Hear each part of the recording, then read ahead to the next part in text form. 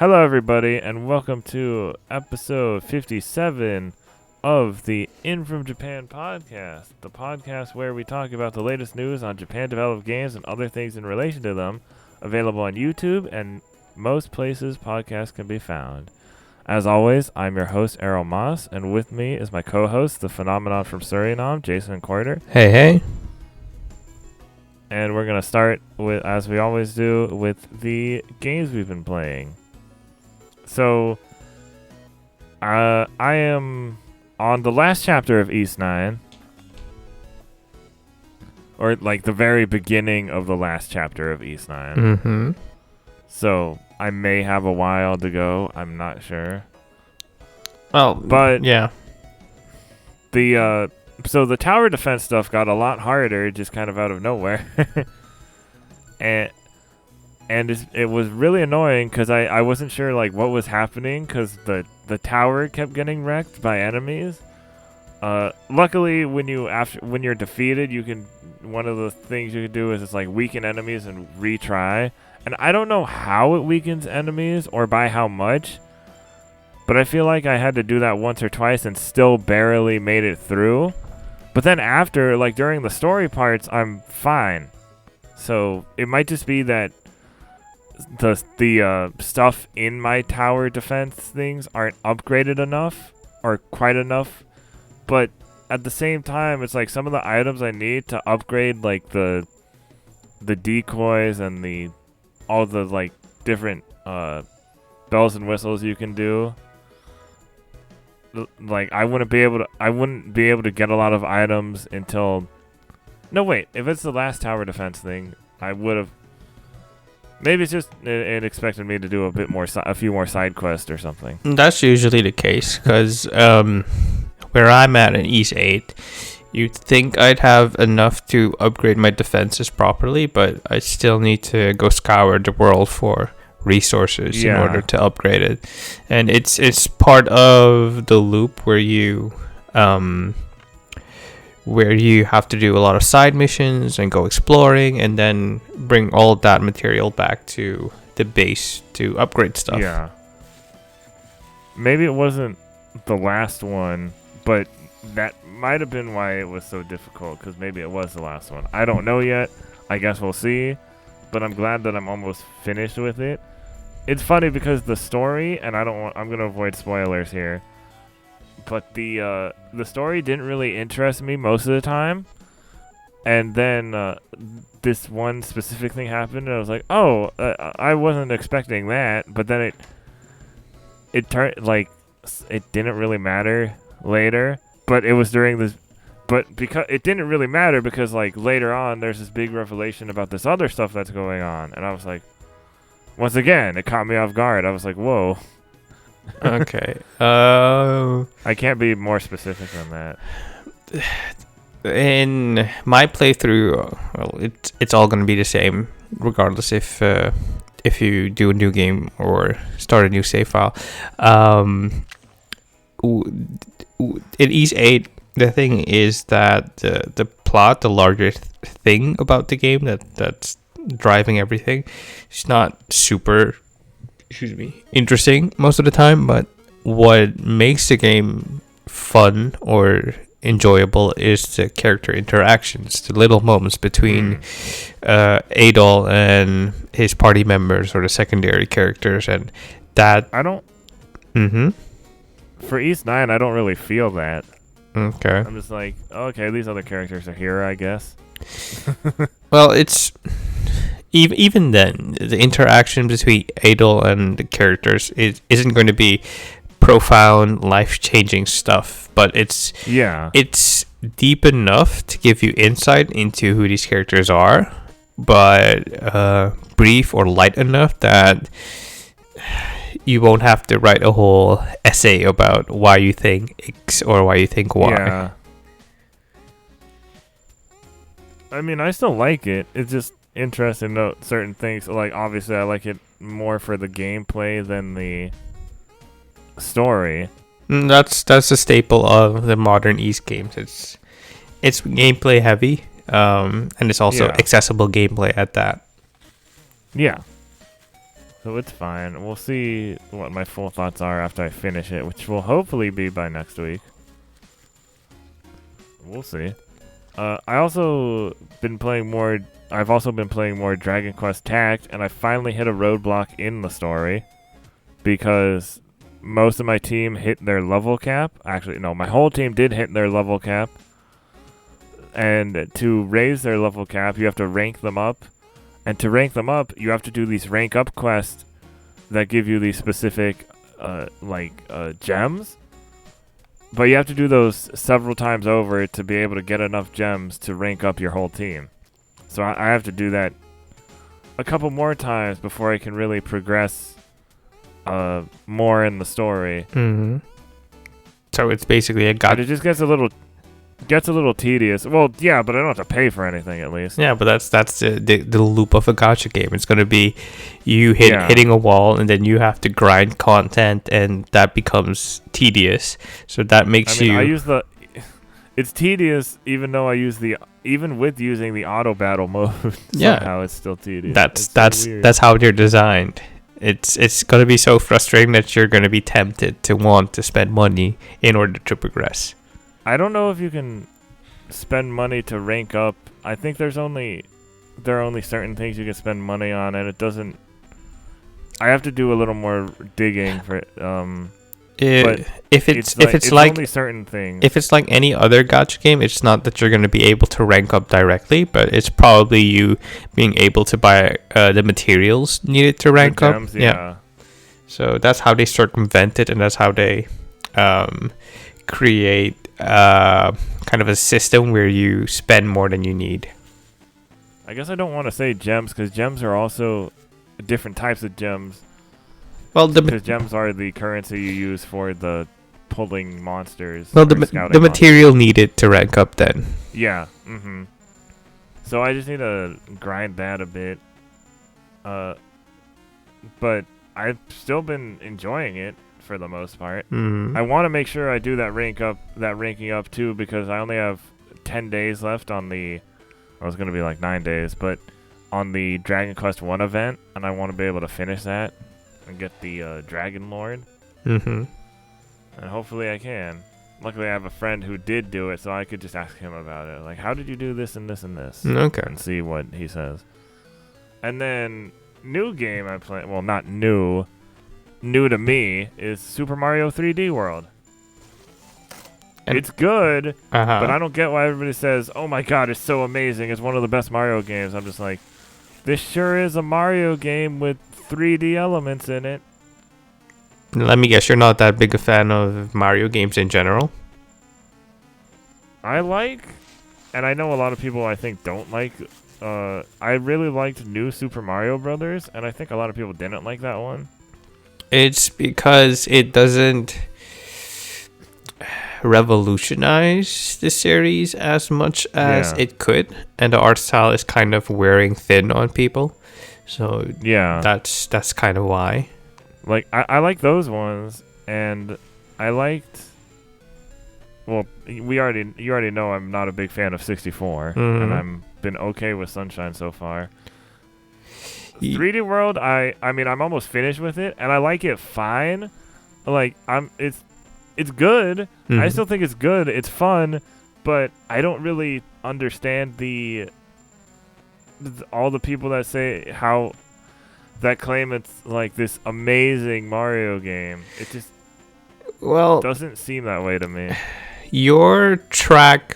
That's my opinion. Your of course, your track through Mario is a bit different from most people, where they started with the platformers, the 2D platformers, and then graduated to Mario 64, and then Sunshine, and then all the way to where we are now.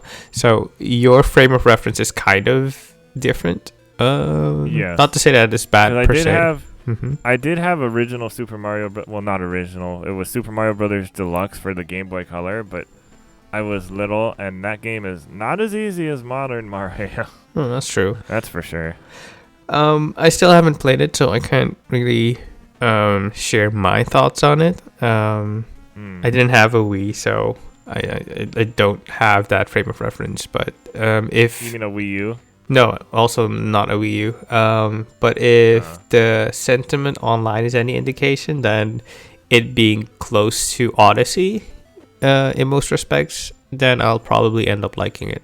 See, I love Odyssey, but again, that was the first 3D Mario or the first 3D Mario game that I really enjoyed, but that was only after, trying 64 multiple times. Okay, that's fair enough. It's interesting. I don't know. I'm curious to see because I'm at the last level of 3D World, but I have to go back and collect more stars before I can unlock it. You need 124 green stars, and I only have 82. So, what about Bowser's Fury then? Take a while. I haven't tried it. I'm gonna try that after. Maybe that's the thing that I might like it a lot more. Yeah. I'm very curious. Yeah. I'm glad I played it though. Oh. It's not. Of course, I don't. Obviously, I don't hate it or anything. But like I said, it's good and fun. But I don't think it's this amazing thing. That's fine. It's okay if your tastes don't line up with what everyone else is saying. No, I know. I'm just like, this is interesting. It's just another one of those things. So far in the podcast, we've seen how your tastes differ from a lot of the people on the internet. So yeah. Anyways, you've been playing. It looks like you've been playing quite a few JRPGs recently. Yeah. Some might say too much JRPGs. That's not a thing. That's not a thing. Oh, it is a thing, especially when JRPGs are at the very least 30-40 hours. Yeah, I've been dipping my toes here and there. Played Grandia, and I kind of stopped because I felt burned out. Not that the game is bad or anything. It's the same problem I had with what's it called again? Tokyo Mirage Star Sessions? Ocean? No, not Stars. Where the game is too easy, and then you're so the opposite of Star Ocean. Yeah, the opposite of Star Ocean. Well, Star Ocean is easy up till this up to a point. Up till the second or third chapter, and then it suddenly just increases in difficulty to an exponential rate. Yeah. Grandia is very beginner friendly, but it's the genesis of a game, it being Grandia 3, of a game series that I really love because of the battle system. So that's been sustaining my interest in it so far. But it's just come to a point where I'm just kind of done with it for now. I still like it. It's still easy. The story is finally getting some shades of introspection that were sorely lacking in the beginning. Finally, they feel like actual people, and that's like 20 hours in, which is kind of too long by modern standards. So yeah, there's that. I've also played Ys 8 a bit more, but I've also stopped because same thing with Grandia. It's fairly easy. But that's just because Ys is super accessible, and yeah, I'm just at a point where I'm burned out. Not to say that it's bad. What has been sustaining my interest these days is FF14. Since I resubbed, and I'm nearing the end. I did actually play it. I'm nearing the end of A Realm Reborn. Finally, because the FedEx quests are ridiculous. Yeah, have fun delivering tea as the savior of... Well, that's neither here nor there, because in JRPGs, you're the chosen one or the one that's destined to save the world, and you still have to save kittens out of trees, so I'm really beyond that. I'm still liking Final Fantasy XIV. I finally found a groove with being a white mage, because I was burning through my MP so quickly because I wasn't maximizing or min-maxing my output well enough, but now I found the groove, and I'm really happy with it. Yeah, that's it. And lastly, I've been going back to Atelier Ryza, and the game finally clicked for me, where I understand the systems enough that I can have fun with it and experiment a bit. And Yeah. surprisingly enough, I'm on half of the game already, which I didn't expect, because it kind of, because it's slice of life, you have no sense of pacing, and Yeah. I'm 20 hours in and I'm already on half of it, and it feels like I just got started with it. But yeah, that's what I've been playing. All right. Next, we're going to move on to the In From Japan J list, where we talk about recent video game related entertainment news. And we have 3 stories in that section today. First, we have Demon Slayer Season 2 is coming this year. This is by Andrew Kia for Siliconera. Season 2 of Demon Slayer was officially announced at the end of the Kimetsu no Yaiba 2nd anniversary event and is set to start in 2021. The newest season will follow Tengen Uzui and the Entertainment District storyline. The creators also announced 2 new coloring books will be sold starting March 4th, 2021, with each featuring 36 pieces of artwork from the original manga. Real quick, A special art contest. What? finish this one, then I'll add my bit to it. A special art contest hosted by Shueisha will be announced on that same day. Okay. I wanted to add that during this live stream, they also showed gameplay for the upcoming. Well, it's gonna be on pretty much every console. The 3D Arena Fighter. Yeah, and from what it appears to be, it really looks a lot like the Ultimate Ninja Storm Yes. series. My friend said the Kakashi Zenitsu's one of Zenitsu's attacks was animated nearly exactly like Kakashi's. I wouldn't say exactly, but both having lightning-based attacks, I can see where the similarity comes from. But the visual pedigree is definitely there, and it's also cool to see how they translated the 2D feel of the anime into the game, and it just feels like a recreation of the anime. But yeah, it kind of looks a lot like Ultimate Ninja Storm, so I'm wondering if there will be. I mean, it is CyberConnect too. Yeah, it is CyberConnect too, but I'm wondering if there will be any added depth from them having worked on Kakarot recently. So yeah, I can't wait to see more information come out. Yeah, we'll see.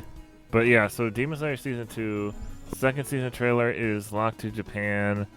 The movie does not have a international release date yet, I don't think. I think it's, once again, only available in Japan at the moment. The English dub was revealed recently, so I'm guessing they'll make an announcement soon. Yes. Especially with the first season just came to Netflix just a couple weeks ago, so. Oh, also, I forgot to put it on here, but the JoJo Part 4 miniseries, also Rohan Kishibe, also just got on Netflix today, I believe. Yes. And really shortly, Sonic the Hedgehog is now available on Hulu and Amazon Prime Video. Sonic the Hedgehog, the live-action movie. In case there was any confusion.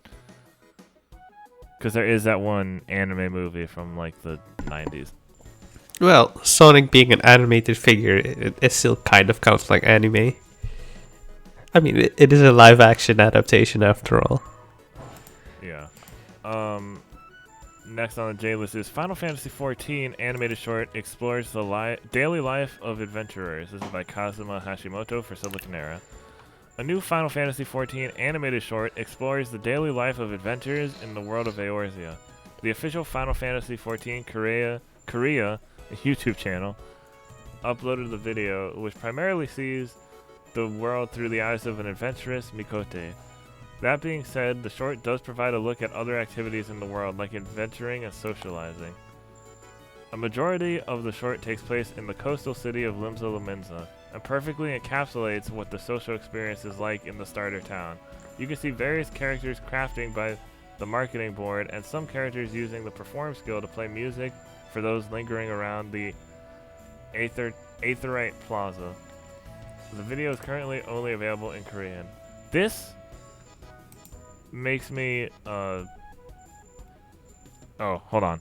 In Japan, a series of animated shorts was released prior to this one. They followed the lives of two different players who end up bonding through the game. The storyline culminates with the players getting married in-game and taking on various challenges together in the world of Eorzea. This commercial makes me want a Final Fantasy XIV anime, in the vein of, like, the Final Fantasy XV one that we got a couple years back. If I'm not mistaken, it's the same production studio that did the 15 anime? Yeah. Yeah, it's a similar art style, or the same art style, possibly. It might just be that because there are no cat people in Final Fantasy 15. You know, the world's a bit different. Yeah. It was cool. In case you didn't know, there's also a Final Fantasy XIV live action series on Netflix. Yes, Dad of Light. Yeah. But I doubt it's going to get a second season because the primary writer for that show passed away last year. So. Also, it was made a while ago, wasn't it? Yeah, it was. Yeah. Last story on the J list is Tales of Fantasia anime added to Crunchyroll's library. This is by Jenny Lotto for Siliconera. A Tales of OVA will be more easily accessible outside of Japan. Crunchyroll announced the Tales of Fantasia anime adaptation, known as Tales of Fantasia the Animation, is now available via the streaming service. Both the dubbed and subbed version can be watched in the United States and Canada. It's also I believe it's also available on Amazon Prime Video, because I saw it there when I was browsing the other day.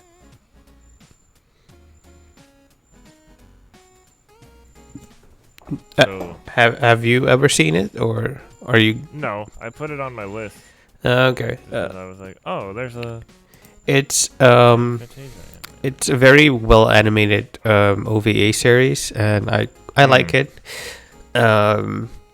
Chronologically speaking, it takes place after Symphonia. So people who are eagle-eyed fans might see some similarities, or kind of. Oh, it's the same world? Yes, it is the same world, but kind of hundreds of years later. Oh, okay, one of those types of things. Yeah. If I'm not mistaken, it's the Symphonia, Fantasia, and Symphonia 2 are the only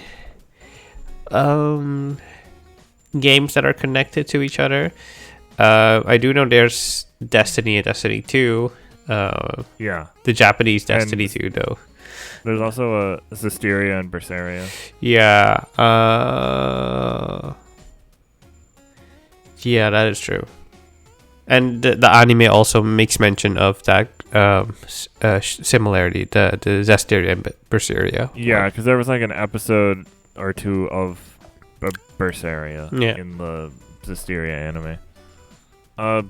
Okay, moving on to recommended content, which is content other than news from the past week listed out, links in the description. We have Pokemon Trading Card Game, a definitive Pokemon battling experience by Joel Couture. I hope I'm pronouncing that right. For Siliconera. Which Japanese retro games most deserve an English release by Siliconera staff, or Siliconera, of course. The Future of RPGs, 1992 developer interviews by Shmuplations. So I put that there because it's just interesting to see how people were talking about RPGs back then. Mm-hmm. There was, I believe, Shigeru Miyamoto talking about Zelda and why it's not an RPG necessarily, but why he understands that people would think that. Fun fact. People would classify it as that. If I'm not mistaken, The Legend of Zelda was influenced by Ys, one of the first Ys games. I think the third one. So that I definitely classify Legend of Zelda as an action RPG. He was talking about. I briefly read a bit about it, and he was talking about the puzzles and how how the puzzles kind of help separate it from some other types of RPGs. It's definitely different. It's not in the same vein as, say, Dragon Quest or Final Fantasy. So yeah. Moving on, we have interview talking SaGa shop with Square Enix SaGa leaders Akitoshi Kawazu, Hiroyuki Miura, and Masanori Ichikawa by Lucas White for Prima Games. Meet the Beast, how Monster Hunter Rise's monsters were inspired by Japanese folklore by Esra Crabbe for IGN. Lead Shadowbringers writer Natsuko Ishikawa returns for Final Fantasy XIV Endwalker by Natalie Flores for Fanbyte. The path to Final Fantasy XIV Endwalker was never promised but always envisioned by Michael Hyam for GameSpot. And how Project Triangle Strategy compares to Final Fantasy Tactics by Austin King for Screen Rant. Yeah, there was some talk on Twitter about this possibly being renamed to the new Final Fantasy Tactics, which I don't think will happen. Because if it was going to be a Final Fantasy game, they would have already titled it that, I feel like. Not necessarily. Because Octopath isn't a Final Fantasy. They said, the HD2. Well, we'll talk about that later. But yeah, but if it would be named anything, I think it has a closer relation to the Ogre Battle or Tactics Ogre series than Final Fantasy. But we'll see. Okay, we'll talk a little bit about that later in our main topic. But for now, we will start the news rundown. So we have no bad-ish news this week, besides the fact that Wind Waker HD wasn't announced during the Nintendo Direct. That's not bad news. New Monster Hunter Stories 2 info yet. Those are not bad news. It's bad-ish. No, it's bad-ish. No. But they're good. They're more understandable reasons why those weren't. Well, I don't know about Wind Waker HD. Well, again, we'll talk about all this later. There's a little tease there. So, in other news, our first thing is Bokeh.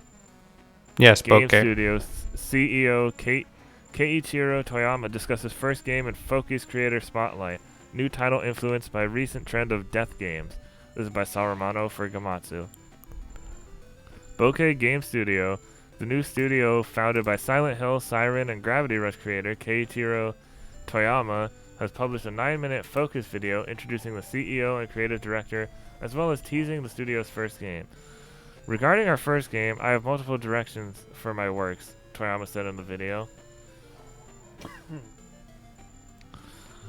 The one I took is quite dark, far from my more recent titles. It's like I'm coming back to my roots, for example, towards horror. My ideas were starting to go that direction. This is where I'm taking my first title. However, rather than something deeply rooted in horror, I want to keep an entertainment note. While keeping elements from horror, I want the player to feel exhilarated while playing the game. Toyama continued, the view I have of horror is the everyday life being shaken. Rather than showing scary things, it should question our position, make us challenge the fact that we're living peacefully. I like bringing these types of thoughts in my concept. I would like that to be the theme of my next game. I often read comics as a form of entertainment. Recently, you see a trend for death game type of content. These works tend to add entertainment to somewhat brutal worlds. I enjoy these works and often read them.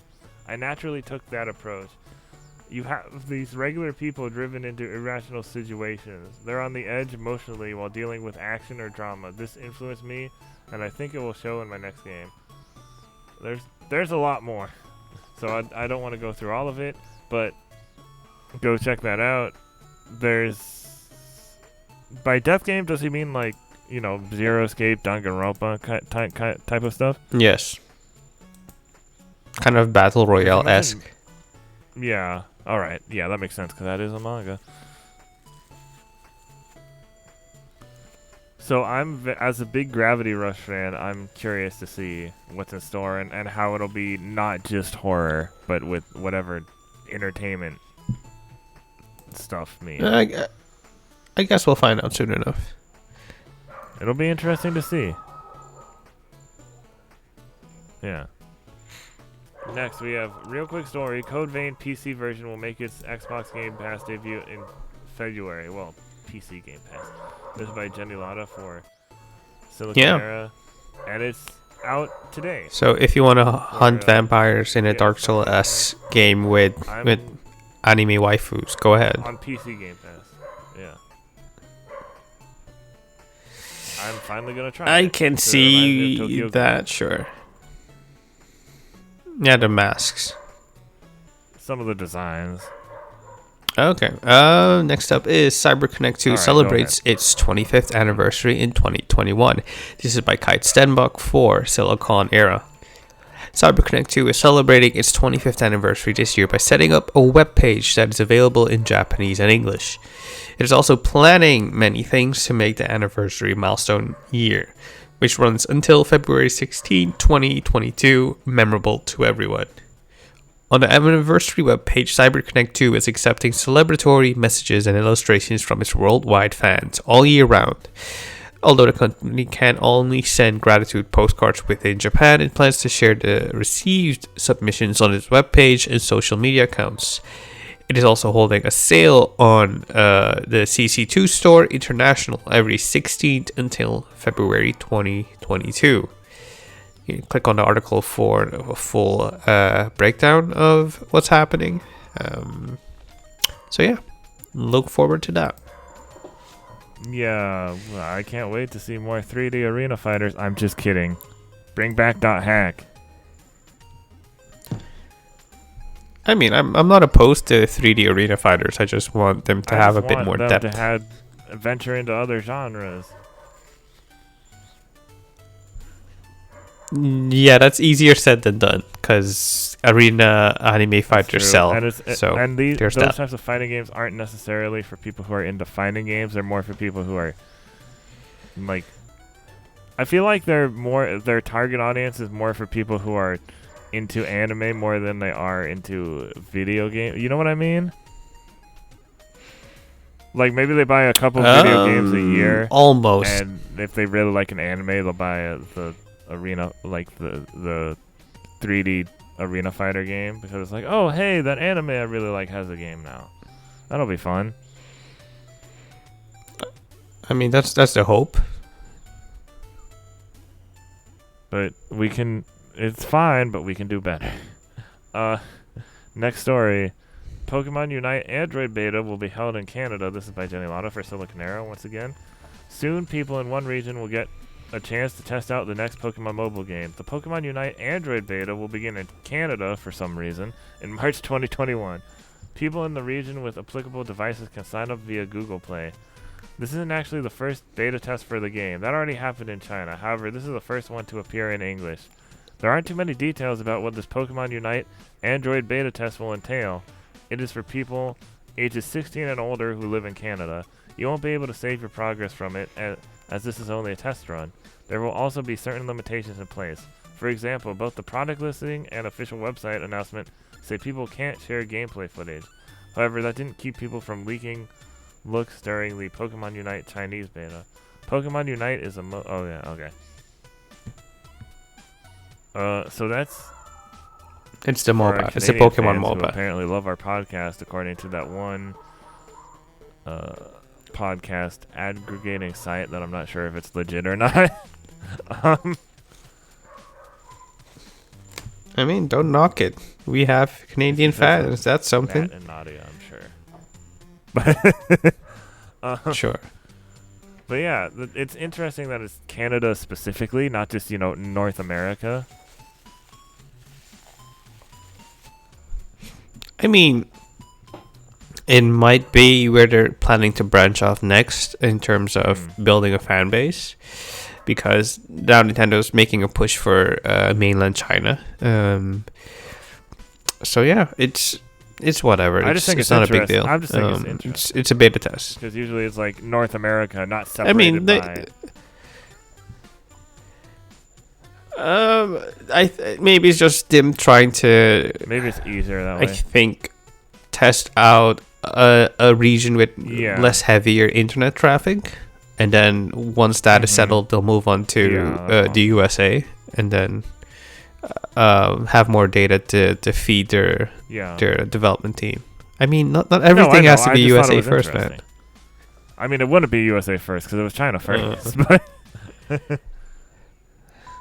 no, I mean in terms of the English language beta being Canada. Next story: Neo Geo Pocket Color Selection compilation announced for Switch.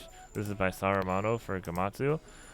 SNK will release a compilation of its Neo Geo Pocket Color Selection titles for Switch, the company announced. The compilation will include the following titles: SNK Gals Fighters, Samurai Showdown 2, King of Fighters R2, The Last Blade, Beyond the Destiny, Fatal Fury First Contact, SNK vs. Capcom, The Match of the Millennium. All 6 titles are currently available digitally via the Nintendo eShop for $7.99 each. More information will be announced in the coming weeks. Does there really need to be more? I guess price, but that's interesting. Good for people who want, well, if there's a physical edition revealed later on, good for people who want that. Good for people who like retro systems. And that's about it. I just always think it's interesting when they do like Neo Geo Pocket Color does all they like Neo Geo or SNK, I guess, does all this different stuff. Yeah. They were once like set to be rivals of Nintendo's handheld dominance, and they have this very rich and long arcade legacy, and they have their Fatal Fury, King of Fighters, and Samurai Showdown series of fighting games. So yeah, it's neat that they're willing to dust off their older franchises so that people can get a chance to play them. Okay, next up is Bandai Namco sold over 1 million copies of Tales of Vesperia Definitive Edition. This is by Jenny Latta for Siliconera. Tales of Vesperia hit a major milestone. Bandai Namco sent out a press release celebrating Tales of Vesperia Definitive Edition sales passing 1 million copies worldwide. This takes into account all copies on all platforms sold through... Though in Japan it is only honoring the occasion with discounts on the Switch and PS4 versions. It isn't on sale outside of Japan. Tales of Vesperia Definitive Edition debuted back in 2019 worldwide. In addition to making the RPG available on more platforms than ever before, it also offered access to content people outside of Japan had never seen. Namely, people could finally meet and recruit Patty, who originally appeared as a PlayStation 3 exclusive character in Japan. Bandai Namco's last Tales of I'm flubbed it. Bandai Namco's last Tales of Vesperia Definitive Edition sales update appeared back in February 2019. That's when the company took to Japanese Tales of series Twitter account to report over 500,000 copies sold worldwide. It also offered free mobile wallpapers to celebrate, which can still be downloaded. I'll be clicking on that now. But you can click on the article for full details. Yeah, so that's good. Where's our Tales of Arise, Bandai Namco? If anything Japanese games related is an indication of the last 2 years, it's that they'll only reveal the news as they are ready. No one wants a Cyberpunk fiasco on their hands, so they'll just reveal it when it's ready and cancel it if it's not. So we'll see. It's a natural occurrence in the games industry. Don't cancel it. Don't wish for its cancellation. It can happen. I'm not canceled. I have no power here. Don't put that energy into the world, man. That energy already exists. It's nothing to do with me. Next story is Yoshi P suggests Final Fantasy XIV may never end by Jenny Latta for Siliconera. I mean, yeah, look at Final Fantasy XI. That's still going. The Washington Post conducted an interview with Naoki Yoshi P Yoshida, Final Fantasy XIV producer and director, about the state of the MMORPG and its future. When asked about how long people can expect to see the game supported or new content added, his response suggested more to come. Specifically, Gene Park noted, Yoshida and Final Fantasy XIV may never end, as long as people keep returning. He also suggested at least another 5 years of content and activities on the PS4, PS5, and PC. The exact statement is, even now our CEO is encouraging us to strive for more players and for 30 million adventurers, and he still has future plans for us. Luckily, we don't see any stopping in our momentum. At one point, we thought maybe we might plateau, but fortunately, our player base just continues to expand and grow. In the Washington Post interview, Yoshida noted, Final Fantasy XIV expansions are a priority for the team. He also noted around 30 to 40% of work on them is spent trying to be innovative. He also mentioned that when it comes to live service games and MMOs, that is a good idea to have at least 2 years worth of plans already made when you're starting out, and said that can act as a base foundation and help with meeting realistic goals. It just never ends. First, we're gonna go to the moon, and then we're gonna go to other dimensions, and then multiverse. I don't know. I guess that's the same thing. More or less. Final Fantasy XIV is the Final Fantasy multiverse with everything crossing over at some point. So this time we're going there. I could see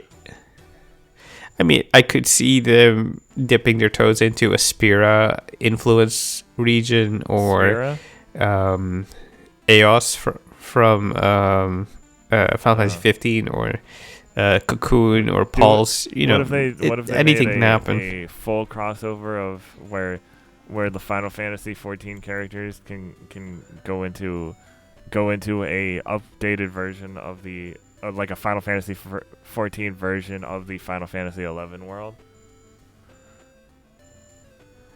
I doubt that's gonna happen. I'm just theorizing here. Okay, I don't know. No, cause that's gonna take a lot. I think, like something inspired by something. Well, I don't want to say Final Fantasy XI isn't memorable, but to most of gaming out there, people are familiar with everything else besides Final Fantasy XI. So it might be good to spotlight it. It might also be good to like dip into more familiar worlds. Yeah. Okay. Next up is Nier Replicant version. I'm not going to read everything. A lot of numbers. Details, facade, characters, village, combat, world edit, and more. This is by Sal Romano for Komatsu. So I just focus on like the gameplay. Yeah, I'm just gonna do the. Yeah, no worries. Publisher Square Enix and developer Toy Logic have released new information and screenshots for Nier Replicant version. I'm not gonna read everything. Introducing characters, the King of Facade and.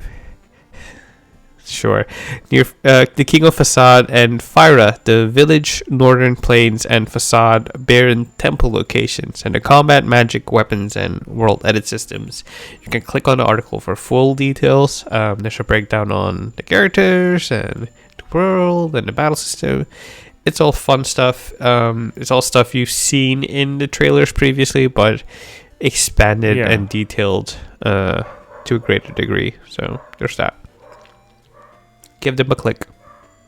Next is Konami launches official Konami shop plus Alucard Requiem pillow giveaway. This is by Sarumato for Gamatsu once again. Konami has announced the launch of the official Konami shop, a new online commerce store developed in conjunction with Los Angeles-based creative agency Waypoint. The store soft launched today and features a variety of Konami brand merchandise, from home goods to apparel, accessories, specialty items, and collectible items from franchises including Castlevania, Metal Gear, Goemon, Suikoden?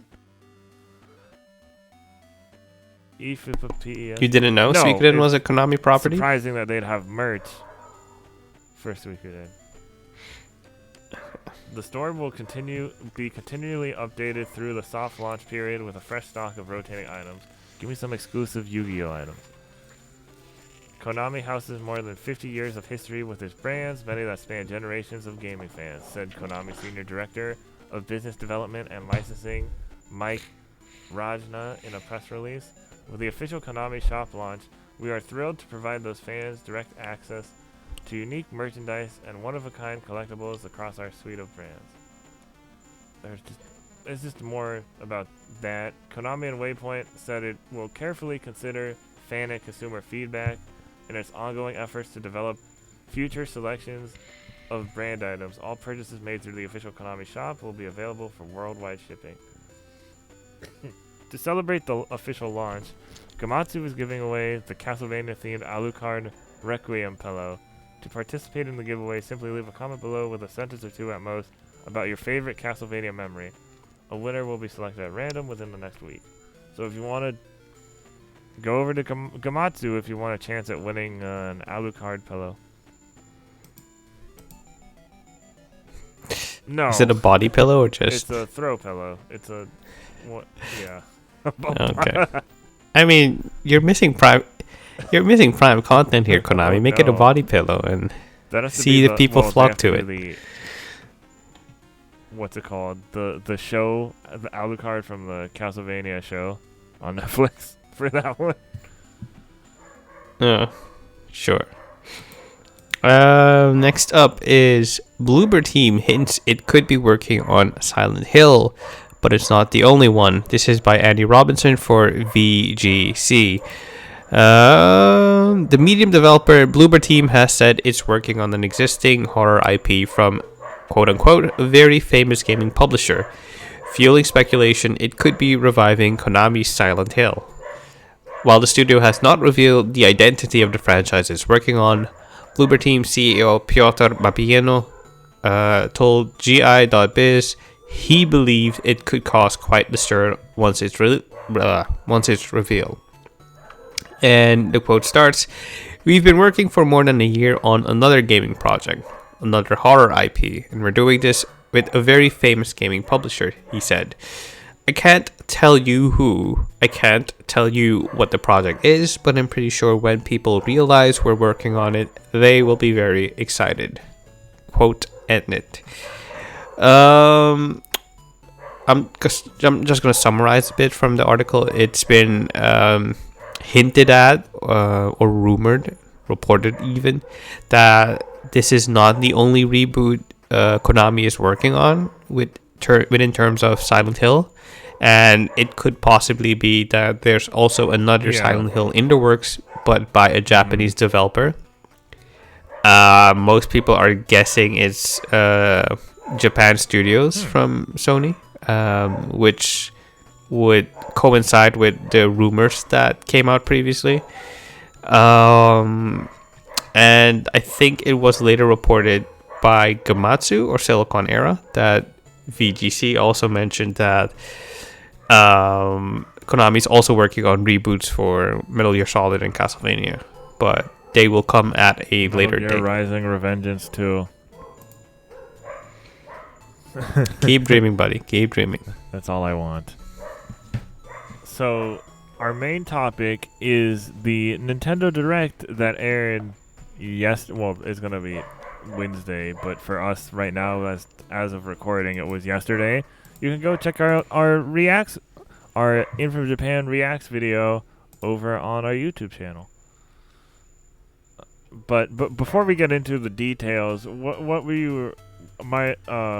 so I thought it was fine.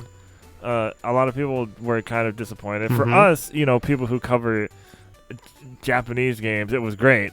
But obviously, people expecting a lot of pie in the sky type stuff were not very satisfied with it. What were your thoughts on it? Well, general thoughts. In terms of the reaction of people being disappointed with it, I'm kind of tired of seeing that, because everyone keeps expecting Metroid Prime 3 or Metroid Prime Trilogy and Bayonetta 3 and the next Breath of the Wild game, or just you name it. And it's very tiring because Nintendo never promised that they'd be announcing these things this direct, so why set yourself up for disappointment? Just ride the wave, man. Just ride the wave. People need to realize that in terms of Nintendo Directs, they're supposed to have something for everybody, and a lot of people who are more gaming focused don't like that because there's more of a chance that there will be more stuff they're not into. But the thing is, I think the AAA exclusives from Sony have ruined people's perception on what games can be and should be, because it seems like with every direct people are expecting that from Nintendo, and with every direct Nintendo just keeps giving people Miitopia. So yeah, don't. First of all, it's games are so much more and can be so much more than AAA depression simulators like The Last of Us and Days Gone. And we have to keep in mind that gaming is so much more than just AAA action. That's why there's such a huge variety of games. Yeah, it's for the little guy. It's for the big guy. It's for the young girl who likes Animal Crossing. It's for the young woman who likes action brawlers. Everyone gets a piece of the pie. It's so frustrating. Anyway, my personal feelings on the direct are that it was a decent direct. I never go in expecting anything, and I was reasonably surprised by what came out of it. Happy with some, and I'm really really good with it. It is what it is. Obviously, we're not going to focus on any of the Western stuff, so sorry, we're not going to be talking about Stubbs the zombie, but but I thought there was nothing truly bad, because there have been directs where like some announcements have been not great. Just like, oh, you're really gonna do like that? Really? Like, you thought that needed to be in a direct? I didn't feel that way with this direct. I'm just saying, like, there have the only thing I'd criticize is the announcement of the Star Wars game, because you did not see any gameplay. You did not see any concept. It's free and it has Star Wars. There's nothing we know about it. That's all that matters. That's not good enough. That's not good enough. I need to know what I'm getting into. A 30-second. It wasn't even a 30-second tease. It wasn't even a 10-second tease. And it's coming later this year, so that was a little. That's a little weird.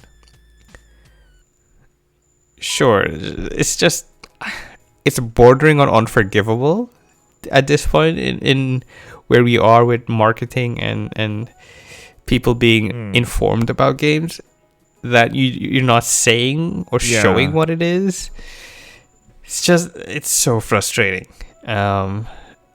But yeah, the thing I was most excited about was Project Triangle Strategy. A little later. Bad name aside, it looks like a really really good time, and I'm so bummed that it's a year away.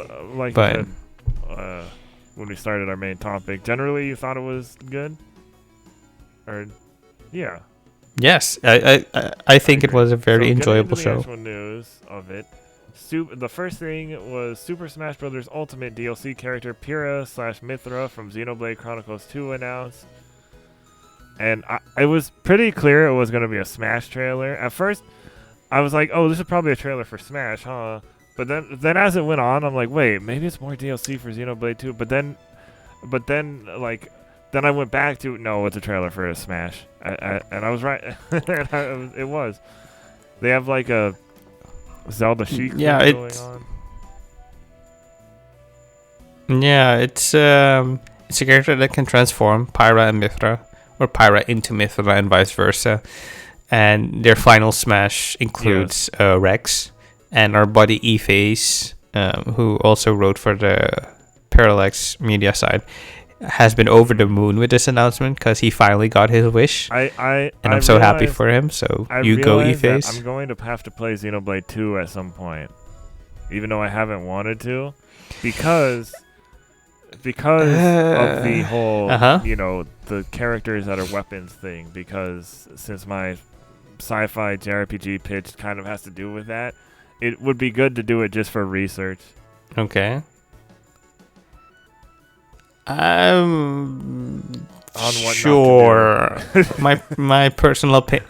My personal opinion on Xenoblade Chronicles 2 is that it's not as good as I agree. a lot of people say I it don't is. think it is, but I think I'm just gonna have to play it eventually. Also, I've wanted to play Torna don't have Country, to. and if it gives me more context for that, fine. Granted, you did enjoy I Xenoblade haven't finished Chronicles Future 1, Connected right? yet. But Okay, so going off of that, I think you might enjoy Xenoblade Chronicles 2.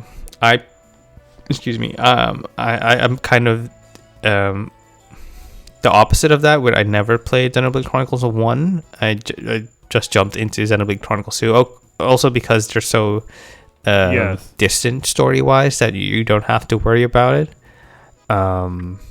But I just thought that a lot of the gameplay systems were tedious. Trailer, it seemed like Shulk said it was their second time meeting, so there must have been something. Well, Future Connected, if I'm not mistaken, they put some story does hint at Torna and what is beyond in Xenoblade Chronicles 2, so it could well be that you'll see it if you finish Future Connected. I'll do that. But hopefully, I'm hoping at some point we can get a Xenoblade Chronicles X part as well. But who knows when that'll be.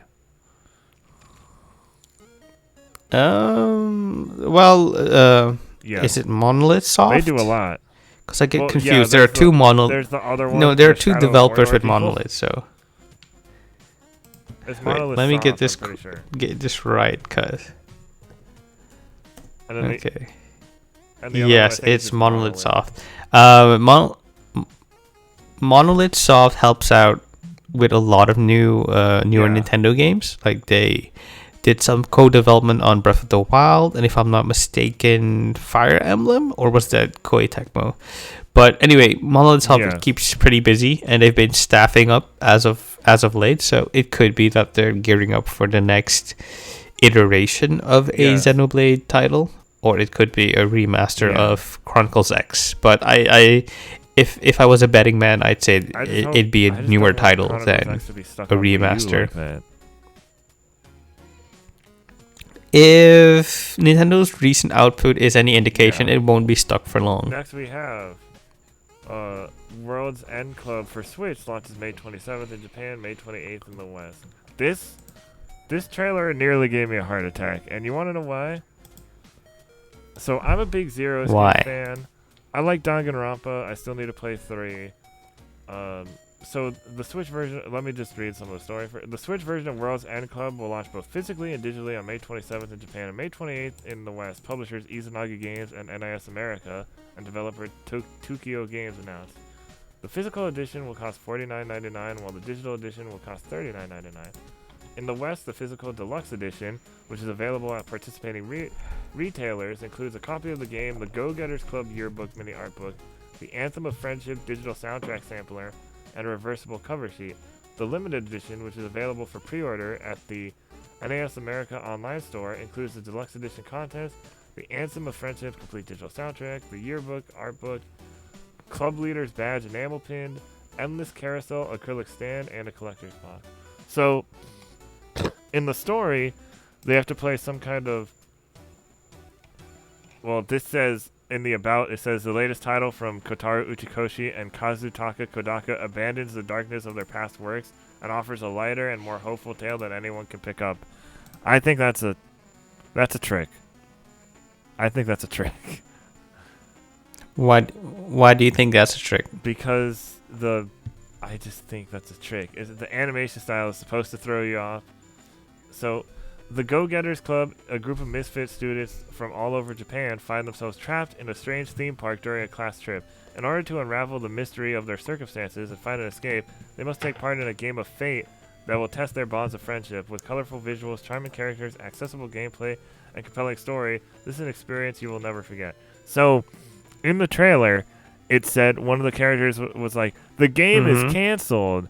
And I didn't know it was part of the story at first. And my heart sank, and I was like, what? And then it kept going. I don't think outside of Swery and what's his name from what's the Twin Peaks esque Deadly game Premonition?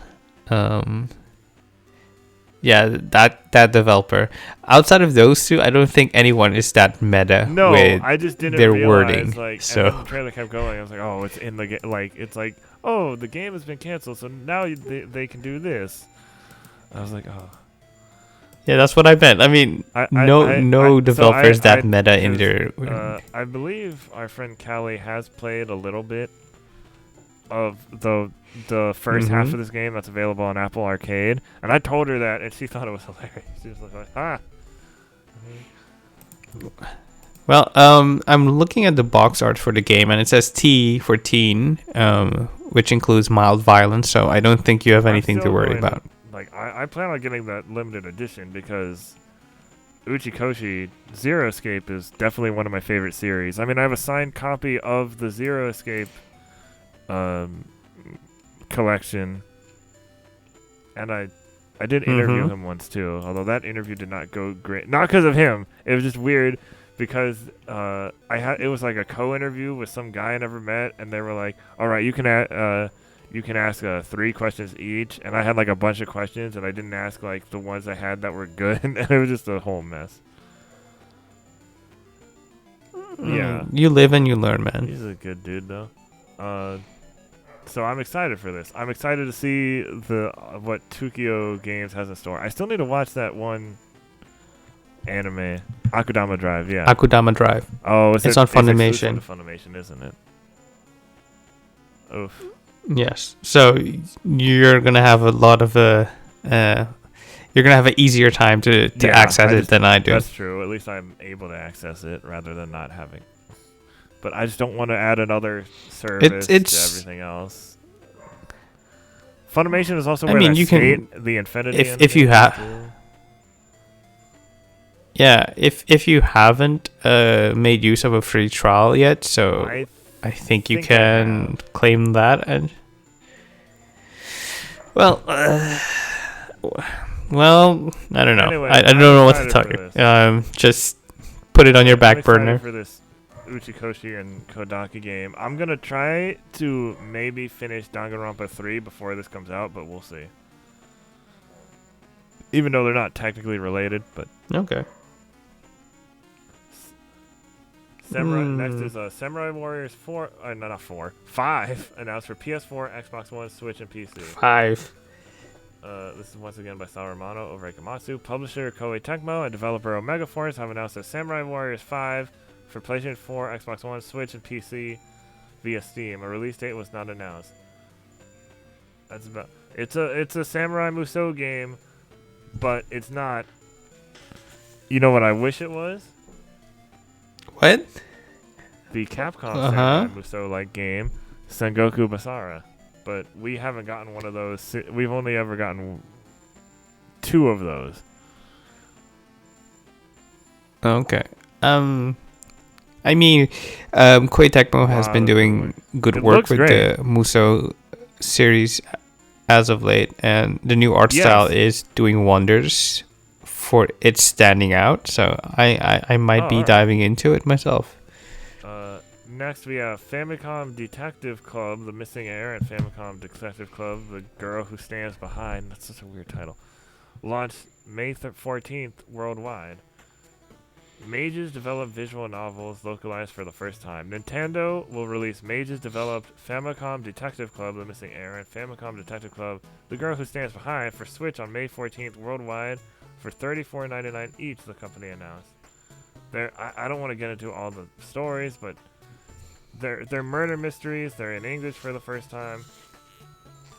Buy one Famicom Detective Club game, get the other at a discount.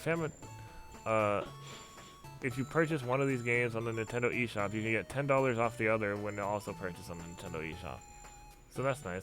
But also, there's a collector's edition, currently only available in Japan at the moment. Nintendo revealed it includes both games on a single cartridge, as well as an art book showcasing character and concept art.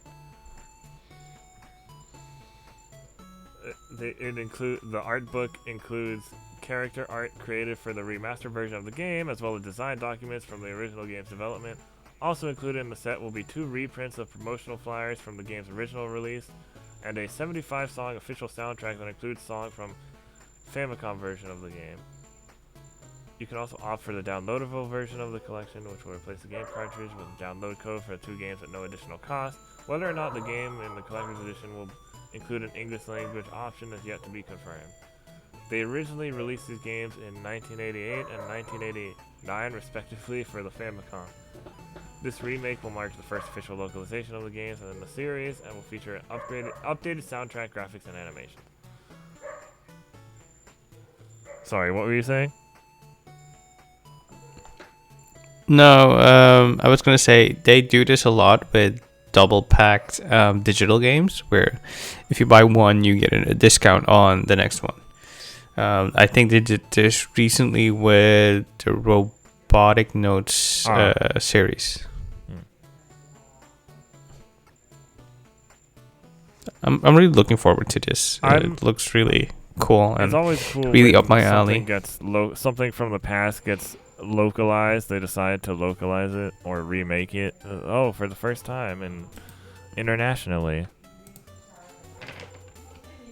Yeah. Okay, next up we have Crayon Shinchan Orata. Crayon Shinchan Orata. Wait, again. This is really a mouthful, so I'll give it my. Orawaranai Nanokaka Yeah, I know. Tabi.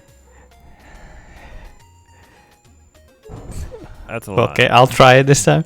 Crayon Shinchan Ora to Hakase no Natsu Yasumi Owaranai Nanokakan no Your Tabi. pronunciation was way Announced better for than Switch. mine. This is by Sal Romano for Gamatsu. Publisher Neos Corporation and developer Millennium Kitchen have announced Crayon Shinchan Ora to Hakase no Natsu Yasumi Owaranai Nanokakan no Tabi for Switch. It will launch this summer in Japan. I'm not going to do it a third time, so this game is an adventure game set in a nostalgic Japanese town where the ordinary and extraordinary intertwine and depicts the story of Crayon Shinchan's summer. Kaz Ayabe, creator of the Boku no Natsu Yasumi series, is creating the world of the game. The story and game experience that unfolds as players encounter all sorts of characters in the game's naturally abundant and somewhat nostalgic environments can be enjoyed by players of all ages, from the younger fans of Crayon Shinchan to the older fans who played the Boku no Natsu Yasumi series. It's for now only for Japan, but though Crayon Shinchan has some kind of popularity in the West. I don't know why. Doraemon Story of Seasons here, after all. So yeah, but Doraemon is kind of like is a fixture of Japanese children's shows, so it's that's more likely than Crayon Shinchan. But Crayon Shinchan is popular in Europe, so it could be that I think they said they tried to get it to Europe, and since people who are working on it, he said he will try my best to release a European version. And since the Switch is region free, you could play it on your American Switch. Could be an so Asian English there's that. It could be, but Shinchan is so reliant on Japanese language and Japanese language jokes that it might be a difficult time to localize it, even if it's text only. This game looks graphically, so we'll see. It looks great. Like, I love how it looks. It does the characters justice. It almost looks. It has kind of Animal Crossing vibes, almost in a way. Yeah, Shinchan is kind of slice of life / gag in terms of genre, and it fits right in with the art style and the atmosphere of the game. So, yeah. Next up, we have Legend of Mana Remaster coming to PS4, Switch, and PC on June 24th. This is by Sal Romano for Gamatsu. Square Enix has announced a remastered version, Legend of Mana, for PlayStation 4, Switch, and PC via Steam. It will launch digitally on June 24th for $29.99 US or 3,520 yen. Pre-orders on PS4 include 10 avatars and a custom theme, while pre-orders on PC include a custom wallpaper. In Japan, Square Enix will also release a physical collector's edition for PS4 and Switch for 14,300 yen. So that's about $150 via the Square Enix eStore. It includes a copy of the game The Art of Mana 30th Anniversary Special Issue art book, The Legend of Mana Remastered, the soundtrack, official soundtrack, and a little cactus plush. You can click on the article for full details on this remaster. I was crawling through Resetera, was it yesterday? Or this morning, and they made mention that it looks like they're using AI upscaling to bring the original game to HD screens, and it looks phenomenal.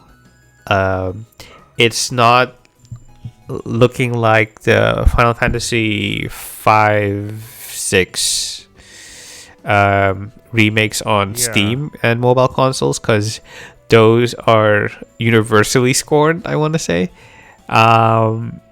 So this could be, I'm just guessing here, Square Enix testing out the waters for an eventual approach to redoing their older titles. So because the modders on the internet have done AI upscaling for older titles like Final Fantasy IX, and they say it looks a lot better than what they officially released. So it could be.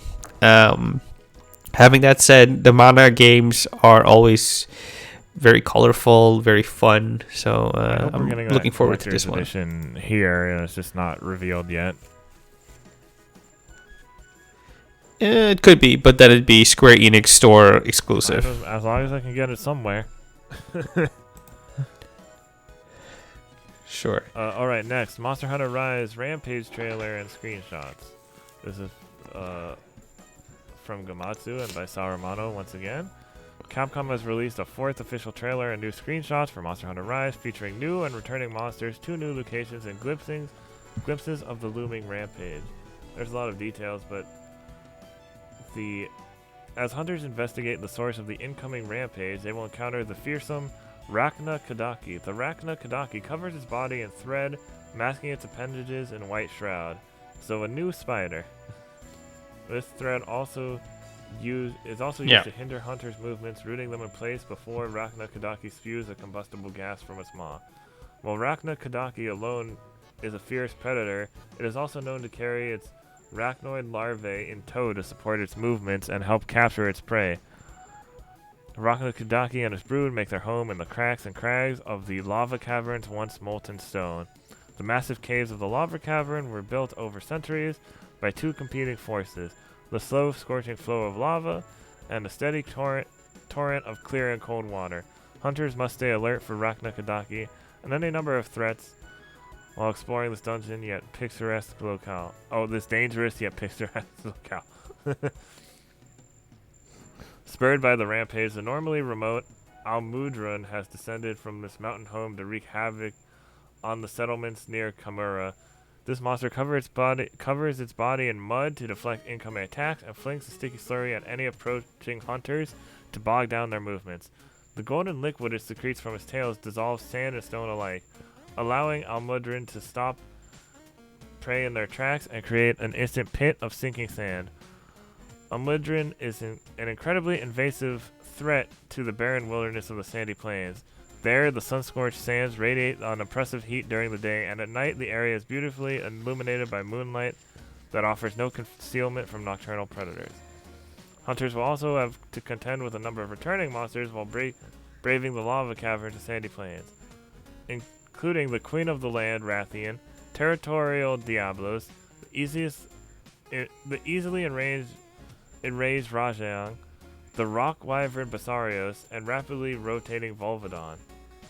In addition to a glimpse of the twin quest maidens Hinoa and Minoto lending a hand, fan receives a first look at an apex monster spurring the horde towards Kamura. And that was the Apex Arzuros. And I was joking because there was news about that Paddington 3 was in development, and I was joking on Twitter that I was like, wow, Paddington 3 went in a direction I wasn't expecting. Well, I mean, he has gone to prison, so anything's fair game at this point. But yeah, I'm excited for Rise still. I'm more excited that once Rise comes out, I'll be playing it, and we'll hopefully get Monster Hunter Stories 2 news not too long after. You're the biggest story stan I know, so never change. Unless Stories 2 is bad. No, I can't put that out into it. It's going to be fine. It'll be fine. It'll be good. It'll be really good. It's a possibility, man. You have to reconcile with it.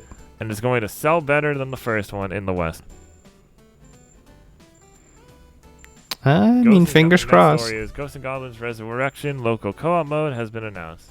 This is once again by I think these stories are all Saruman of Rikamatsu. Capcom has announced a local co-op mode for Ghosts and Goblins Resurrection. A second player will be able to join forces with Arthur on his quest as one of 3 supporting characters. Barry, who creates barriers for protection, Carrie, who carries Arthur through danger, and Archie, who creates bridges across all their names or the things they do. That's the only new information for. I think we covered it on a previous podcast when it was first announced. It has local co-op. I'm not sure if there's online co-op. Hopefully there is, but who knows. This next thing, and a lot of people are excited for this, including me, is Mario Golf Super Rush announced for Switch. Due out June 25th. This is once again by Saruman of Rikamatsu. Nintendo has announced Mario Golf Super Rush for Switch. It will launch on June 25th. It's the biggest Mario Golf game yet. Hit the green with up to 4 players locally or online and golf with familiar Mushroom Kingdom characters. Modes range from standard golf to the energetic speed golf and an RPG-like golf adventure in story mode.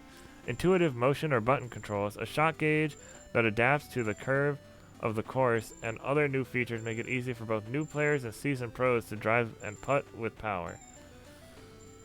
Tee off at the same time. For speed golf, tee off at the same time with up to 3 other players and race through the course to get your ball in first. Outpace and interrupt your opponents with dashes and special shots. Luigi, for example, can freeze the green, and King Bob-omb can pelt the course with bombs. And then there's a golf training and story mode. Enroll your Mii characters in golf training in a prestigious country club and go from rookie to pro. You'll face off against your Mushroom Kingdom classmates and earn experience points. Level up to improve your character stats like power, movement, and spin. You can bring your character and their customized stats into other modes too. What did you think about this? About Mario Golf? Yes. It's going to be a wonderful way to ruin friendships, so... Especially speed golf. Yeah, yes. So yay for that. My brother's eyes just lit up when he saw the trailer. Like, I can't wait to ruin my friendships. And I've never played a Mario Golf game, but I am familiar with Camelot's sports RPG series within Nintendo. Yeah. So I am willing to try that, but we'll see. I wonder if they took some influence for this one from Everybody's Golf. Because that was a pretty big hit when it came out back in 2017, I think. It might as well be, but it could also be them wanting to avoid aping a very similar series. Yes. Everybody's Golf. I loved Everybody's Golf. Mm-hmm. I still have it. I still play it from time to time. Okay. Like it's funny because I don't like golf, the actual sport, but golf games, especially if they have some... Well, I guess Everybody's Golf doesn't have any kind of weird mode. Well, it kind of has that open, that small open world area that you can mess around in a little bit. Yeah. But it's more straightforward, not like speed golf or Or like, when are we gonna get a Ribbit King sequel or remake? Do you know what Ribbit King is? No, I'm not familiar with it. It's a GameCube exclusive game where, or actually, I'm not sure if it's GameCube exclusive. It's where you golf as all these weird characters, but the balls are frogs. And they're all these different power-ups, and they hop around, and it's by Bandai Infinity and Jamsworks. I've never even heard of those two developers. But anyways, it's a really fun GameCube exclusive weird golf game. Okay. Which I do wish that there was a little more weirdness to I mean, maybe it hasn't been revealed yet, but the thing about Mario Golf or Mario sports games is people are used to a little more wackiness in them, I feel like. Well, we've discussed this on the podcast previously, but Nintendo is kind of quote unquote brand managing Mario these days because of the licensing deal they have with Universal, the movie, the amusement park. So any slight deviation of what they see as Mario could be troublesome for the brand. So that's... I mean, speed golf is kind of what I would expect from a Mario Golf game, but I kind of more expect that to be... I'm hoping that's not just some additional mode that's not that great. I'm hoping it's like, just as fleshed out as the normal mode is. I think, you know what I mean. I think it's gonna be more of a fun aside and a mini game than. I sure hope not. People are gonna be really disappointed if it is. People are always gonna be disappointed. It'll be fine. Imran Khan tweeted a while back, I think it was last month, that Super Mario Strikers is more or less the cause of Nintendo clamping down on how Mario is portrayed because he was too angry in that one. I don't think angry is bad, but too aggressive, and angry and aggressive don't make for the good combination when you're trying to sell to kids or parents, for that matter. That's not what Kirby says in North America, apparently. Kirby is not this giant property in the West as Mario is. Oh, okay. So I think it's a bit different. And,